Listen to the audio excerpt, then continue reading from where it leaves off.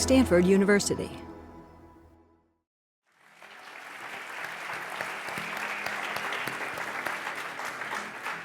Thank you, Dean Stipek, and thank you all for being here. And let me begin by saying I did an event in San Francisco around this film with the San Francisco Education Fund, and also had a program on it that some of you may have heard, which included Michael Kirst, who's Professor Emeritus in Education here at Stanford.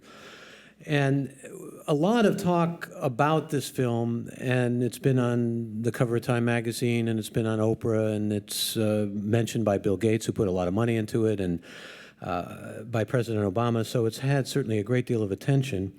And it's a heartfelt film, and a film that hits us, I think, many of us emotionally where we live, so to speak. The desire behind the film was really to start a conversation, and what I'd like to begin by having our panelists, and we're fortunate enough to have these three people here with us to talk about these issues, is a question of what that conversation ought to have if we were looking at this from a triage standpoint, what really ought to be foremost. And I'd like to begin with you, Valerie, because one of the mistakes I think that was made in the San Francisco Education Fund presentation and that we made on Forum when we talked about these issues was we didn't have any teachers. You're, even though awards weren't mentioned, an award-winning teacher. And even talk about this in terms of a wish list, perhaps, from the film and from your sense of what needs to be catered to and what needs attention immediately. What's right at the top? This is actually the second time I've seen the film. The first time I saw it was 3 weeks ago, and I took a group of 14 students that are in my class that want to be teachers. And for me, what was really telling is what they took from that film. There wasn't anything new from the film for me. I knew a lot of this data. I'd heard of the rubber room. I'd heard these things. What stood out to me and what stood out to them was a quality teacher in every classroom. And that was overwhelmingly what they said. And they wanted to talk about how they could make that happen. And I think that's fundamentally what we're talking about here, is that it's a civil rights issue, that every child deserves that. And how do we make that happen? Again, these are the conversations that teachers have every day, that they want this to happen. And I think it really has to happen from teachers at the bottom. I think those of us that are passionate about that change, talking about it, getting together, Accomplished California Teachers is an example, talking about how we can do this and proposing those ideas. Because you're right, very often in the conversations about how to fix things, teachers aren't there. And I think we have a lot of ideas about how to fix things. And again, talking to my students about this, they all have experience with being in a classroom with, a poor teacher, frankly.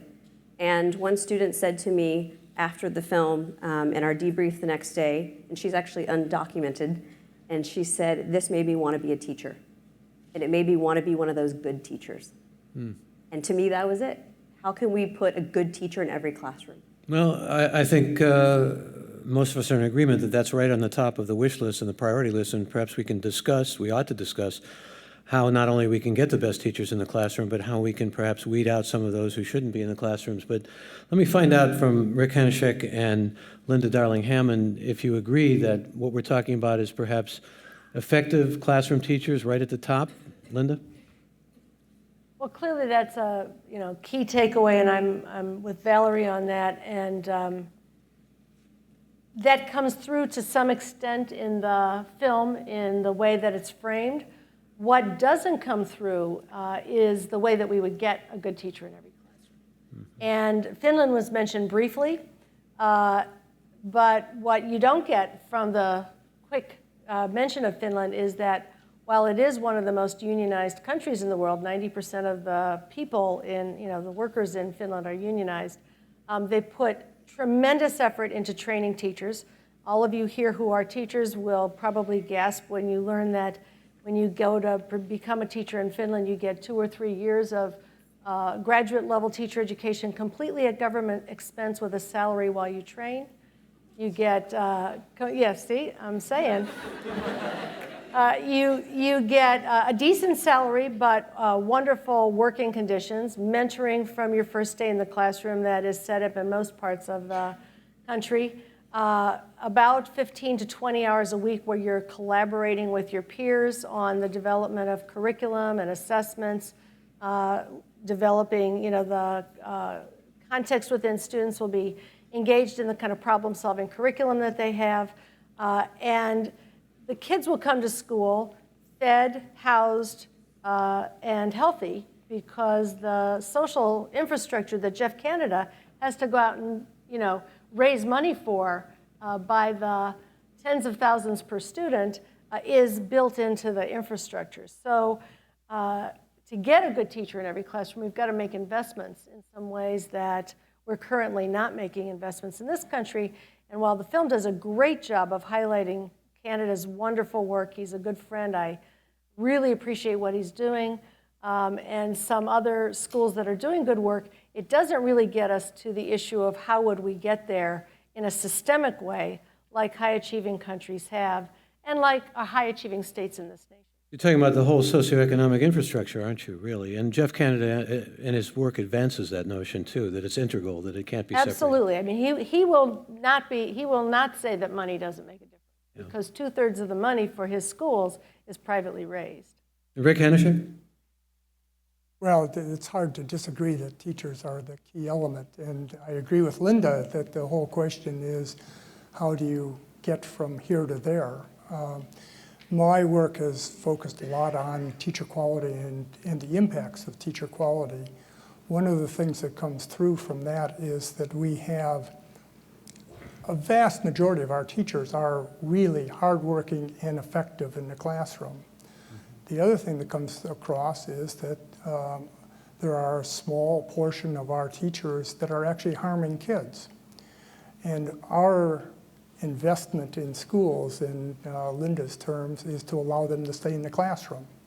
The one key element that you get from international comparisons is that high-performing countries do not allow bad teachers to stay in the classroom for very long. What this leads me to, it sounds kind of peculiar looking at the film, is back to the rubber rooms. The film had a picture of New York City rubber rooms, and the New Yorker magazine had a long story on the rubber rooms, leading New York City to close them down. But I'm actually a fan of the rubber rooms. And I'm a fan because if you cannot eliminate bad teachers from the classroom, the next best thing to do is to put them in a rubber room and to keep them away from kids. And it turns out that by all of the evidence we have, would make an enormous difference. It was quoted in the film, and it comes from all of the evidence we've collected over the last 30 years on teacher quality, is that replacing the bottom 6 to 10% of our teachers with an average teacher, average current teacher, not an exceptional superstar, could in fact lead to achievement in the US getting up to the level of Finland. But you want, of course, inspiring and passionate teachers ideally, and when you see a teacher in front of a classroom reading a newspaper like you do in the Davis Guggenheim film, it's pretty disconcerting. The idea of finding the right criteria to decide who should be in the classroom and who should not be in the classroom is vexing. I mean, it's an ongoing perennial problem that educators face, that educating administrators face. I mean, let's talk about this from the perspective that what the film communicates. The film communicates that, and Rick, forgive me for putting it this way, but you've got Hoover after your name, so people are immediately thinking you're the conservative up here. One of the things that struck me— That's why I'm sitting in the middle.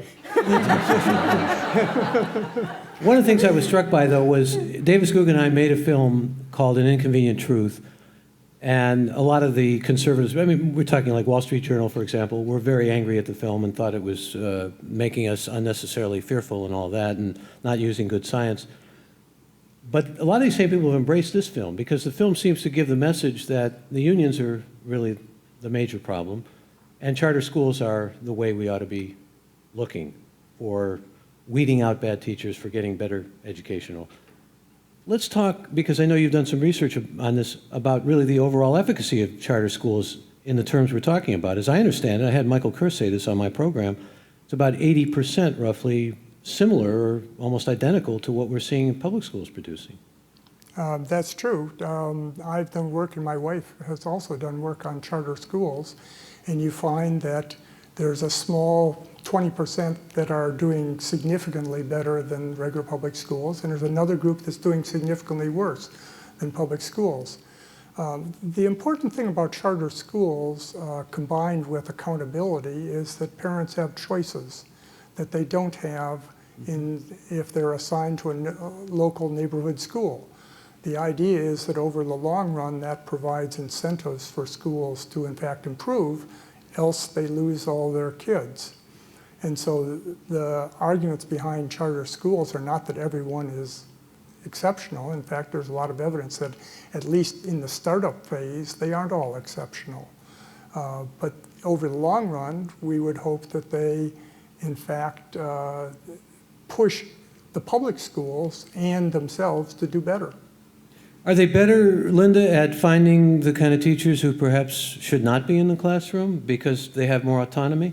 They can therefore weed them out and they don't have to be under the exigencies of the union and all of that? You know, I've been studying issues of teacher evaluation for a long time and looking for more aggressive approaches to both supporting teachers and counseling out those who shouldn't be there. But the interesting thing is that you have the same problems getting rid of poor teachers in southern states that have no collective bargaining, in private schools where there's no collective bargaining, as you do in many districts where there is. I think union contracts sometimes are part of a problem, but they're not the whole problem. The other parts of the problem are a very weak system for training leaders in how to do evaluation, too big of a span of control so that principals don't get in there and do the job that they need to do. So it is, it's a little too easy to just blame the unions when there are many fingers that can be pointed in many directions. A lot of fingers, a lot of fingers point at tenure, though, and you say what to that? Well, I think the point was well made in the film that tenure came about for good reasons, which is that teachers could both be fired for getting pregnant, they could be fired for getting married, they can still be fired in some places for not agreeing to vote for the right school board candidate. There is a lot of politics in little tiny districts and big districts too that would cause one to want to be sure there's due process in the processes that are used for personnel.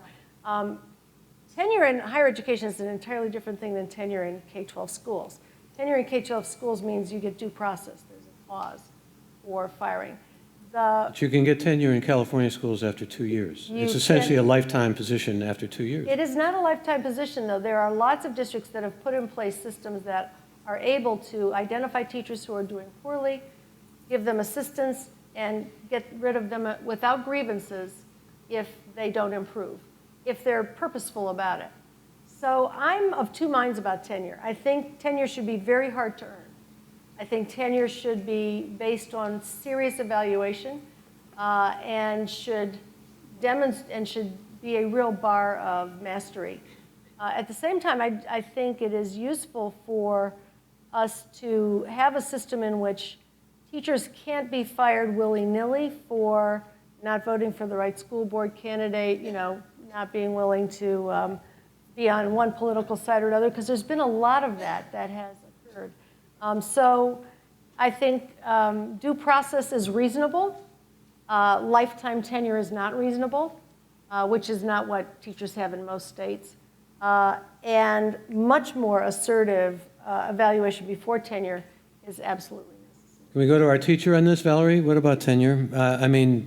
Certainly it protects those in the ways Linda suggested. In fact, ideally, it was set up when one thinks of the history. Here, to my knowledge, when we think about higher education, the only tenured professor at Stanford who was let go was Bruce Franklin, whom maybe Rick remembers or a few of you may have heard of. It's very difficult to fire a tenured teacher. And once tenured teachers are in place, often something short of moral reprobate behavior is about all that can happen to get them fired. After watching the film, that was one of the first questions my students asked me, what is this tenure thing? And so that, and I started explaining it, and I absolutely agree it should be more difficult to obtain. I think it should be more rigorous. I think the structure should be in place like you were talking about in Finland, where teachers are supported. And I also think along with that is the issues of seniority. You know, last year was the first year that I didn't get a pink slip because I'm always at the bottom of my department at my school. And I will be for many more years. And so that's also a conversation that comes up amongst a lot of us that are either new to the profession or we're in our second profession. And it's really hard to work hard every day knowing that, okay, this year am I going to be the one that's consolidated? Not only that, it's a sort of Damocles, but you have some of the more dedicated teachers, of course, who have the least seniority, and some of the more jaded teachers who have the most seniority, right? But that gets to the fundamental issues that we're dealing with here. If you were talking about high-achieving nations in the world, Finland, Singapore, Korea, and so on. In fact, in Korea, when you come into the profession, it is a lifetime certificate. In Singapore and Finland, they do not fire a lot of teachers, but what they do is they build an attractive teaching profession. They, make it desirable to be in the profession. They prepare you well so that you can be good. They continually give you opportunities for improvement, about 10 times more professional development than here. So their goal is not to fire people out. Their goal is to build a profession of people who will want to stay in, will be able to stand in, will be good at doing it. So we can't fire our way out of the situation we're in when we support teaching so much less well in this country in general. It's got to be a profession that people like you want to come into and stay in. And then it's also got to be a profession that has high standards and rigorous bars. So we keep hearing that the key to good teachers, a lot of professional development, and as you suggest, as well as mentoring, but also key ingredients often that are cited have to do with smaller classrooms and better pay. And yet there's all this curious kind of contradictory evidence. There's that school in Massachusetts, the classroom that was written up in the New York Times, some of you may have read, extraordinarily successful school. The classes are huge. Private schools, sometimes teachers get worse pay than they do in the public schools, and some of them are very dedicated teachers, and they have rigorous standards for that, evaluating them. I don't know, let's hear from you on this, Rick, particularly on that question of evaluating teachers and what ought to be done. It's not just test scores. It can't be, can it? No, not at all. It shouldn't be, but it should be an element of that. There are now fairly good systems developed to give you some quantitative information about teacher effectiveness. We've seen that in the LA Times published the names of a number of teachers amid a lot of controversy. But what they were trying to do is find the teachers that in fact got the greatest growth and achievement and those that didn't. Coming back to Linda's comment, I think that the good teachers in our school systems are woefully underpaid. I think that we have to increase the salaries to them. But we won't do it. We will not do that if we are told that to raise the salaries of the really effective teachers, we have to raise the salaries of the really ineffective teachers. Because that will not lead to a better teaching force by, in fact, raising everybody's salaries, because there's an economic theorem that I should give you. The economic theorem is that bad teachers like more money as much as good teachers. And so if you raise everybody's salaries, what you do is lock in everybody into teaching, whether they're effective or not. And so you have to get back to evaluation. The model the best model right today is also in controversy. Michelle Rhee last summer announced that she was letting go a number of teachers under the clause of their contract.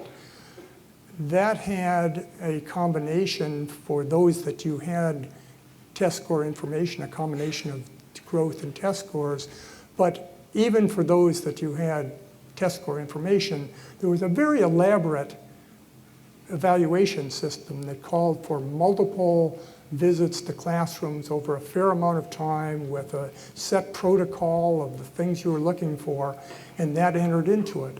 That's, I think, a model for what we should be striving for. I'm not saying that she did it well. I've heard the argument many times from particularly callers who call into my program, and maybe you can address this, Valerie, that one of the ways to pay teachers more and make it more of a profession that's more remunerative than it is to cut down on the number of administrators, that there are too many administrators. I don't want to put you in the hot seat here, but this is what one hears a lot. Well, my principal is here, so no. I I actually think a school is only as strong as its administration. And by that, a strong school has a strong vision, and that comes from the administration. And a strong administration not only has a vision, but again, it works with these teachers to create that. And I've been at the same school now, this is my 6th year, and I've seen the changes, and I've seen improvements, and I've seen how that can happen. And so I actually think without the people that are outside of the classroom thinking about how to make these things happen and how to take all of our ideas and work that vision and use our talents, that we wouldn't be successful. I actually think that's a very key part of it. There's to be someone thinking through all of those things that, I do this all the time. I see these things happen, I see what kids are doing, and I see what other teachers are doing, and it's all caught in my brain, and I want to make that happen, and that's where our administration really takes those ideas and puts them to work. But when I and Linda, I want to go to you on this because you mentioned Jeffrey Canada and the whole idea of really building a community that's supportive, that has the economic resources or the infrastructure socially to support the school. The thing that's so striking about that film, you see these kids waiting for a lottery and their future is dependent on it, and it's a bit horrifying and ghastly, really. But the thing that's particularly dramatic about it is the disparity that we realize exists in have and have not communities. And someone like Jonathan Kozol, for example, has written brilliantly on this, I think, through the years. Isn't that really at the heart of what has gone wrong in so many of these schools that are failing? They're in neighborhoods that can't sustain schools, that don't have community support, that don't have the economics. Well, one of the unmentioned factors in the movie is really the extent of inequality and resourcing of schools that goes on in the United States. And that's, again, a big difference between this country and high-performing countries that also have more equitable achievement. So in a lot of states, you have a 3-to-1 ratio between the highest funded and the least well-funded districts. And even within districts, there has been a tradition of sending more money to the more affluent schools within a district than is sent to the least affluent, in part because there's a revolving door of beginning teachers in the least affluent schools, and they cost a lot less. And then you can also just see in the film the lack of investment in physical plant and class sizes and other things that can follow. Now, if you go to the homes of the parents, too. Well, then you take the least well-resourced kids, right, and then you give them the least well-resourced schools, right, and then you slap your cheeks and say, oh my gosh, we have an achievement gap, as though there's a big surprise in that. So that is, one of the things that we don't talk about in the United States and need to talk about, because at the end of the day, we need to be equitably resourcing the schools. But we also have to be building a system in which you can get the kind of teachers that we're talking about into schools. And I'd like to offer a different model than Washington, D.C. Michelle did heroic work there, but her scores went down last year. They haven't solved the problems of Washington, D.C. But Connecticut, years ago in 1986, took upon itself to really create a systemic approach to improving the quality of the teaching force. They raised salaries to the #1 in the nation at that time. They raised standards at the same time, critical. You had to take certain tests to become a teacher. You had to pass a more rigorous teacher education program. You had to learn about how to teach special education students for every teacher. By the way, they do that in Finland too. You had to learn how about teaching English language learners. You had to learn in every subject area how to teach reading, long before anybody else thought about doing this. You got mentoring for every beginning teacher, and there was a performance assessment to get a professional license, which meant you couldn't get tenure if you couldn't demonstrate on an objective measure that you could, in fact, teach. And then they put in place a variety of other professional development plans.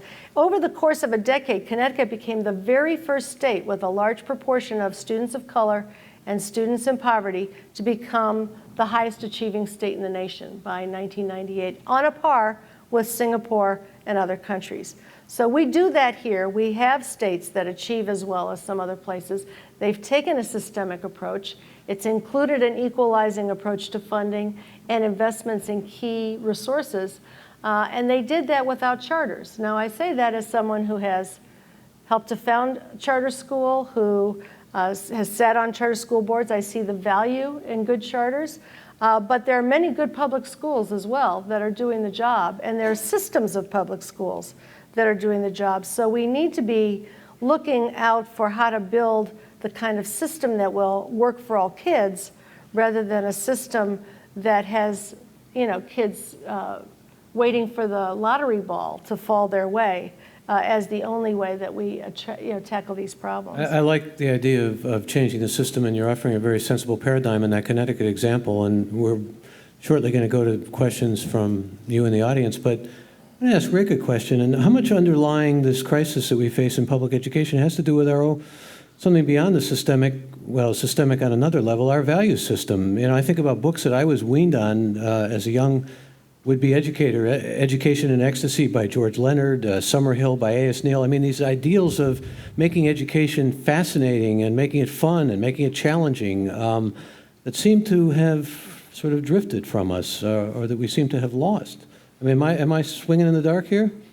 Well, that wouldn't be what I would concentrate on first, frankly. I don't think that the values, even though they were great when we were growing up, I don't think that they've gone all that far a track. I mean, we know that parents and kids' own interests are really important in education, but in fact, that's not what we have control over in making policies and trying to improve the situation. What we have control over is what goes on in the schools and who's in the schools teaching kids. And that's why I would concentrate on that first, even if there's other things going on in society that's making it more difficult. Yeah, I just felt compelled to mention that. It's a little bit my hobby horse, but I've got some questions from some of you out there, and I'm just going to go through some of them. This is actually, they're addressed to all of you. One to Linda, but let me go to all of you first. The movie is silent on where these great teachers will come from. Where will we find great teachers? I personally think there's an army of great teachers out there. But a lot of them are sitting right out there. Yeah, I was thinking that. I'm sensing a lot of care and concern here, and I was actually thinking the exact same thought. There's an army of great teachers out there. What we do is make it very difficult for people to get into teaching and make it more difficult over time by putting up more and more barriers to who can go into teaching, which has the effect of making teaching less attractive as a career. And what, in my opinion, we ought to be doing is actually loosening up on who can get into teaching and being more serious about evaluating who's doing a good job and who we keep in teaching. That's the way lots of other professions operate. Should we be looking for wiener car drivers, Valerie? I actually, in many cases, and I'm sure there are people that will disagree with me, I think in many ways it's too easy to get into. And sitting in my credentialing program, there were oftentimes people that I was thinking, I can tell right now that maybe you should find a new career. And I hate to say that, but there's a reason that I'm not a consultant for Anderson Consulting anymore. I was okay at it, but I wasn't great. I was lucky enough to have a family that supported me to make a career change. Answering the question about where our future teachers are, I think this is actually, in many ways, why a film like this is a good thing. I think it starts a conversation about education, the profession, good and bad. Yeah, it's not a perfect film, but it starts people talking about education. And sadly, but when something's on Oprah, people start talking about it. And I hate to say that, but someone told me it was on Oprah. My friends that are always asking me kind of education questions but don't know very much called and said, I saw this thing on Oprah.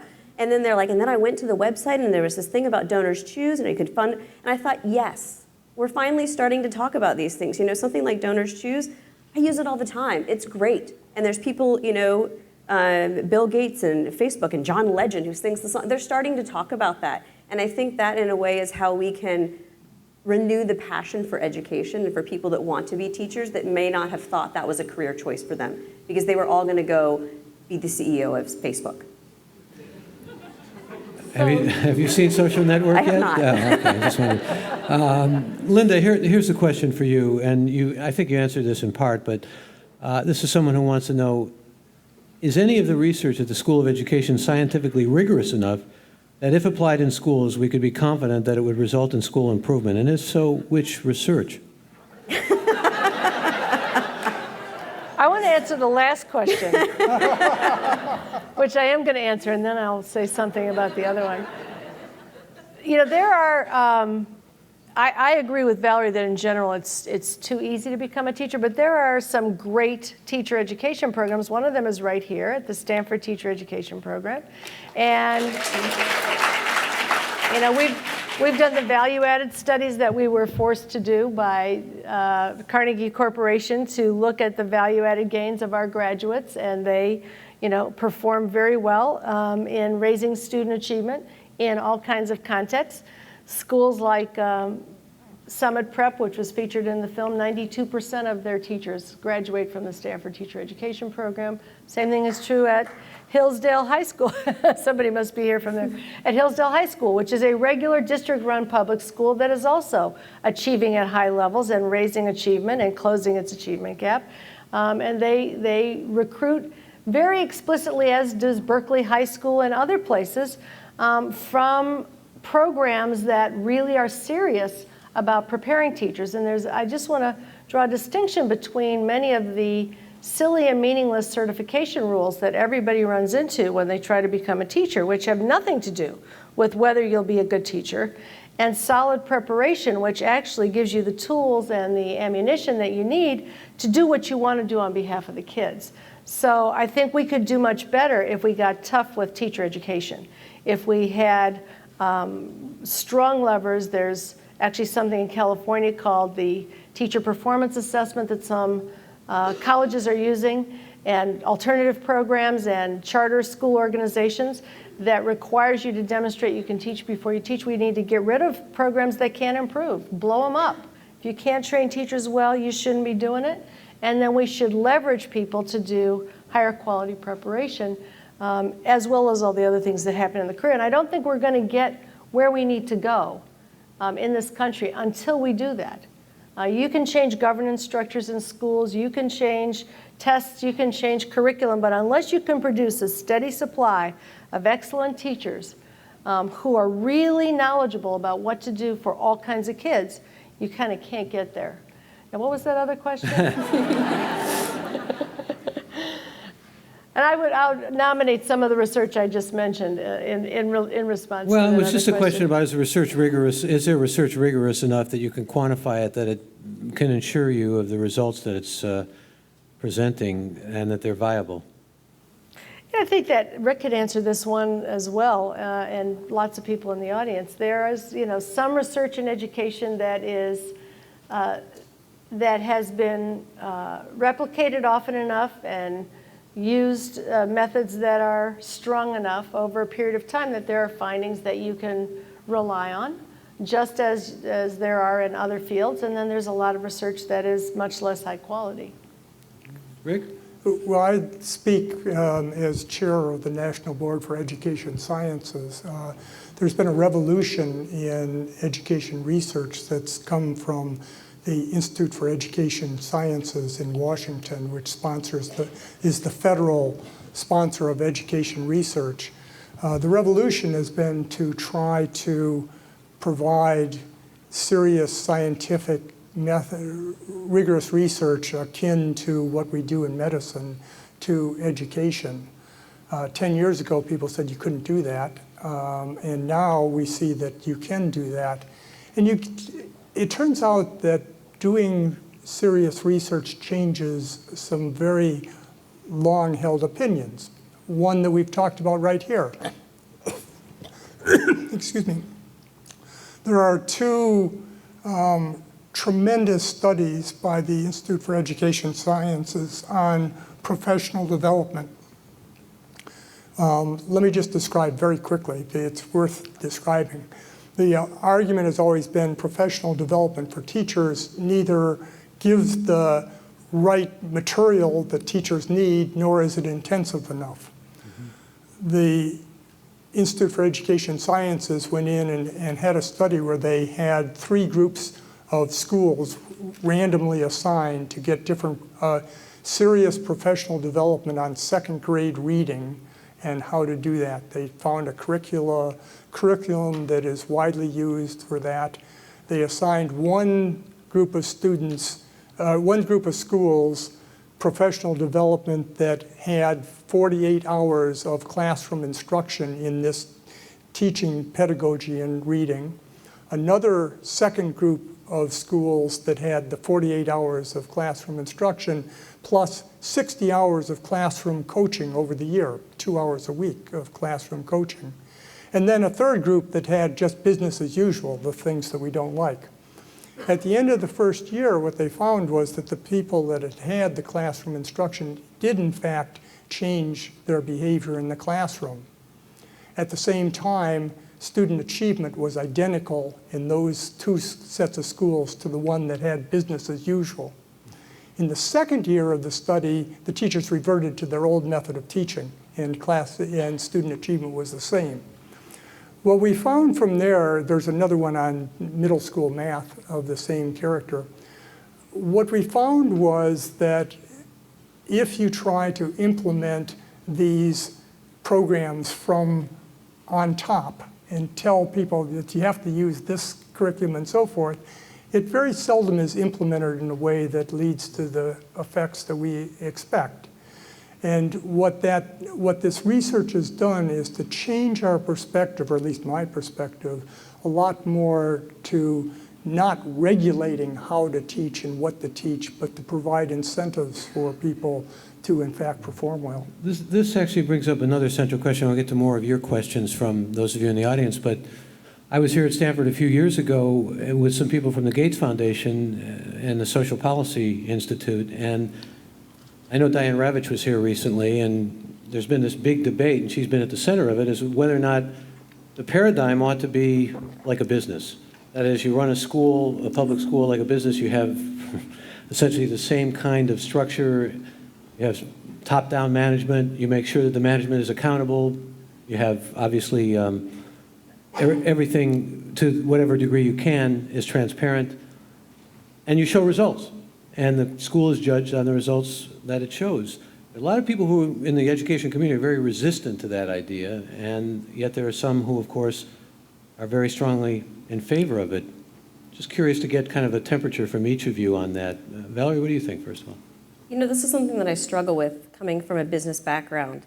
One of the things that I think exists in business that we could do a better job in education, in some cases even at the very micro level, is the accountability piece. And I think that's very key. I don't think that everything top-down is the way to go. I think a lot of the ideas, again, come from the bottom. They come organically this way. Every school is different, every teacher is different, every classroom is different. So a lot of those ideas come up this way. Accountability, you know, I think the other thing in business often, in using the terms that Eric has used a lot, incentives, choice for students, choice for parents, choice for educators, I think is very, very important. And the idea that, that everyone plays a role, I think is important. And so if I think about the rigor of schools, I think we could do a better job of that accountability piece, which looks like a business. But at the same time, only, you know, I struggle with this. I honestly do. I think about this all the time. Would it be better if we only did that way? And I think there's a happy medium there. Yeah, maybe Linda or Rick might want to add something, and then we'll go to these other questions from our audience. Well, for all who are struggling, I agree with her completely. That a strong accountability and a lot of choice and a lot of local autonomy where people are allowed to deal to their own strengths and deal with the problems that they face are the answers. And that's very different than our regulatory answer that we look for from Sacramento. We run this school system out of Sacramento, and it's just insane to think of doing that. And that's why we're 47th in California.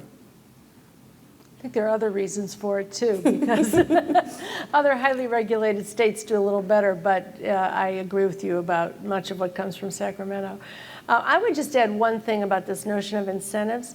I think in some cases people believe that teachers are withholding their effort, that if they had a carrot or a stick, they would try harder or, you know, do better. And most teachers are working as hard as they can in the context that they exist in with the tools that they have. And there was a recent study that came out of Vanderbilt that was much awaited about whether giving teachers more money for getting test scores up, a sort of a merit pay bonus system was going to improve student achievement. At the end of the day, it didn't really make much difference. And I think the reason for that is that teachers get better when they are working with colleagues who are working in the same direction around the kind of vision that Valerie talked about earlier, with the kind of knowledge and skill tools that they need to do a good job. And they are drawn to the profession primarily because they want to make a difference for kids, and not because they're going to put out effort if there's a carrot and withhold effort if there isn't. So the incentives matter in terms of what we want to make attractive and desirable for people, but we shouldn't assume that incentives can substitute for all of the conditions of good schooling in producing achievement gains. So I'm always impressed with how much Linda and I agree on these matters. Right down to the end that the Vanderbilt study I thought was ill-conceived in many ways, because I do not believe that, as somebody stated, teachers are keeping their A game in reserve waiting for a bonus. I don't think that's what's going on at all. But the reason why I'm still a supporter of performance pay has nothing to do with effort of the current group of teachers, but it has to do with whom you will attract into teaching and what the stock of teachers, who you attract and who you retain in teaching, and trying to change the stock of teachers as opposed to the amount of effort. The selection is the important thing. Let me go to some more of the questions from our audience here. Someone says, how can the successful models, KIPP and Canada School, be replicated when they are not sustainable for the teacher workforce, as seen through the high teacher attrition?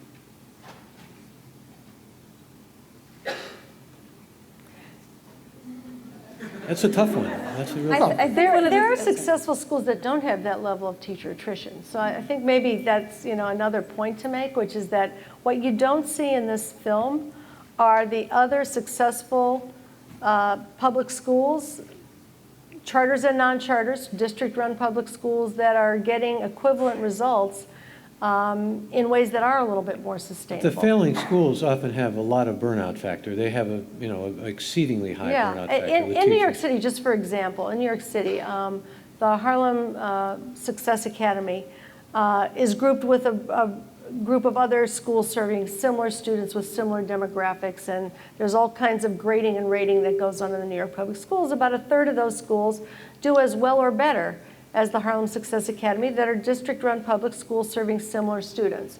And they don't require the level of fundraising that Jeff has put into that. What he's done is remarkable and wonderful. But there are community school models that Children's Aid Society has started that get comparable results for a fraction of the cost. So we should be worried about the sustainability issue. While we need to admire what Jeff has done, and it is a proof point, and it demonstrates what's possible when you wrap around everything that's needed for a child to grow up, in a supported way, we also need to be finding ways to do that kind of work in ways that are financially sustainable and also sustainable for the personnel in the building. Yeah, Valerie. I would add that one of the things that you see at the Harlem School and at KIPP and at the Price School at UCSD is this attitude of students. There's buy-in from families and there's buy-in from kids, and teachers telling them every day, you're going to go to college, you're going to be a success. And when you see those kids coming out of kindergarten like, I'm going to college, that attitude is infectious. And I think that the more that we can do with that at all schools, it doesn't cost money, that kind of attitude. And I think the other thing the video that they showed is that giving access to all students for A to G classes that will get them into college.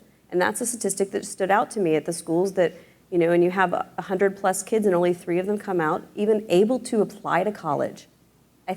I think that's a disservice, and I think that's one of the things that we're seeing in those schools that are successful. It's the attitude and the community buy-in and the kids that want to be there and their families are excited about it, I think is really impressive. Could we do a better job at parents and communities? Absolutely. Well, I think that's a very positive and hopeful note for us to conclude. Let me just say, by way of conclusion, a couple of observations.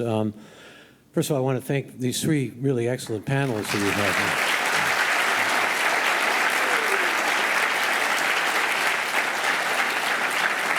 I want to also thank Dean Stipek and her very able staff, and she's going to say some final words to you. But just, I know there's some future educators in this room, and I want to say something to you because Dean Stipek was nice enough to mention my book that just came out, but I also published a book with Stanford University Press about 3 years ago called Off Mic, and it was a memoir. And I talked about teaching, and I've been at it now for 4 decades. It's a long time. And for those of you who are aspiring teachers and who are our future educators, I can say to you without any equivocation, it's a noble path. I believe that when I went into it. I believe it to this day. There are very few things that are as rewarding in terms of a profession than being a professional educator. Thank you so much.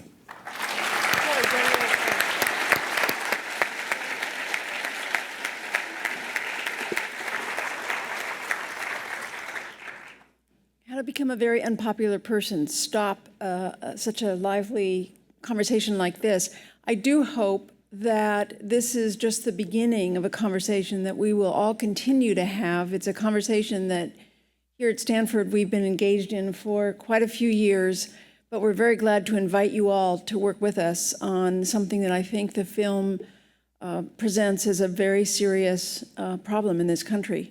So it's not going to be us at Stanford who are going to solve it. It's going to be all of us in this country who are committed to making the kind of commitments and caring, and I think as the movie said, about other people's children as much as our own, because one of the things I like to say to people is their own children's future depends on other people's children's education.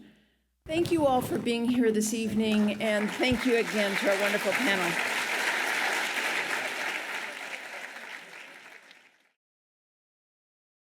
For more, please visit us at stanford.edu.